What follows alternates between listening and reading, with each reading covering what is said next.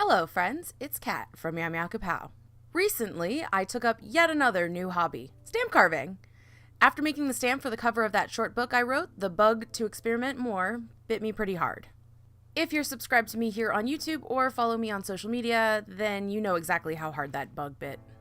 I knew that a friend and I were going to go out on an adventure soon, and I wanted to make her a gift. She specifically said that she likes gifts that make her think of the person who gave them to her, and, what else screams Meow Kapow than something covered in cats?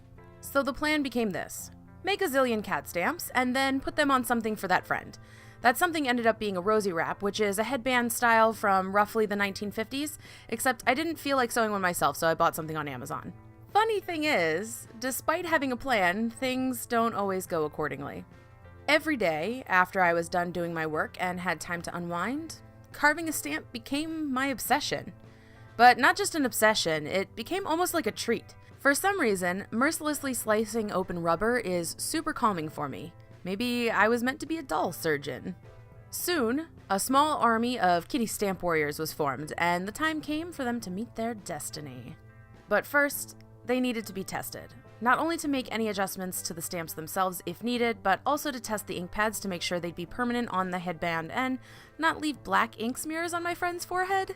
The first stamp pad claimed that it would be permanent once embossed, and I figured that meant once heated, since in order to use embossing powder, you lay the embossing powder on wet ink and then heat it up, but no, I think it actually meant that it would only be permanent if embossing powder was used on it. Which, actually, come to think of it, that would be pretty cool. Maybe I'll make another one later on that involves embossing powder. But sadly, even after being heated, this ink still smeared a lot. Thankfully, the other ink pad I have specifically says it's usable on fabrics and permanent once heat set, not embossed. True to its word, after stamping and using my heat gun on it, the ink didn't budge one bit, not even after I used a wet paintbrush on it. Perfect! The next task became stamping all these sweet little purr babies onto the headband, and what I didn't notice when I originally bought it, because all I cared about was that it was white, is that it's filled with tiny little bead pellets, kind of like what's inside of a stuffed animal's butt to weigh it down.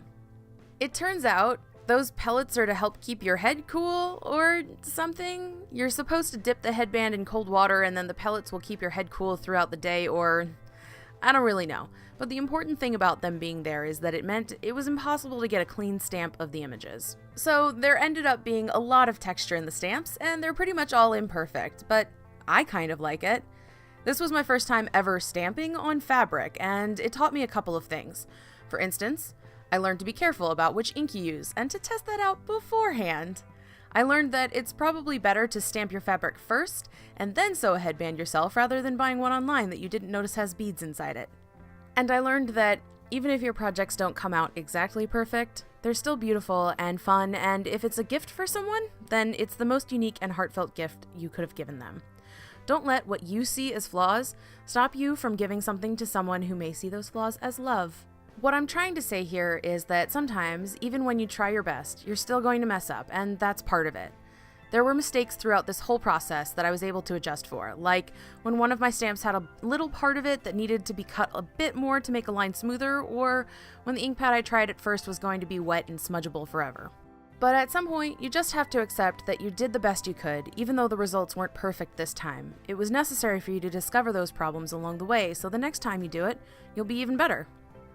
In my mind, failure is an option, and an important one at that. Can you think of a time when failure was the best thing that could have happened to you in your growth? Maybe it was something simple, like this, where a project didn't come out quite the way I'd wanted it to on the first try. Or maybe it's something big, like you lost a job you weren't happy at against your will, but it opened the door for something bigger and better as a result. Embrace failure when it comes your way. You may be surprised at how essential it can be. Until I see you next time, I wish you peace, love, and spectacular missteps. Bye!